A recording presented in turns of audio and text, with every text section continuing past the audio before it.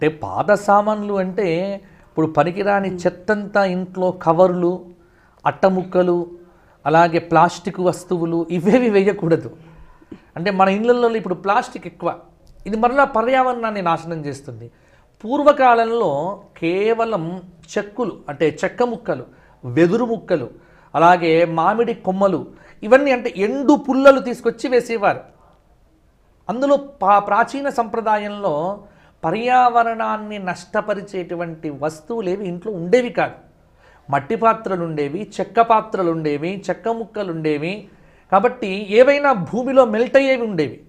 ఇప్పుడు మన ఇళ్ళల్లో కవర్లు విపరీతం, ప్లాస్టిక్ సామగ్రి విపరీతం, రబ్బర్ సామగ్రి విపరీతం, పింగాణి పాత్రలు ఇవన్నీ తీసుకొచ్చి భోగి మంటల్లో వెయ్యొద్దు. అవి మరల వేరే వేరే కాలుష్యాన్ని కలిగింపజేస్తాయి. భోగి మంటలు కాస్త రోగాలను తెచ్చేటువంటి మంటలుగా మారిపోతాయి.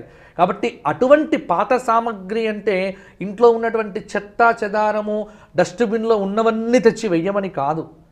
వాటిల్లో కూడా చూచి కాస్త మనకు పనికిరానటువంటి చెక్క సామాను, కర్రతో చేసినటువంటి సామాగ్రి, పర్యావరణాన్ని నష్టపరచనటువంటి సామగ్రి మాత్రమే వెయ్యండి తప్ప ఏది పడితే అది ఎలా పడితే అలా భోగి మంటల్లో వేసి తిరిగి ఆ మంటలతోని కాలుష్యాన్ని మాత్రం దయచేసి తీసుకురా.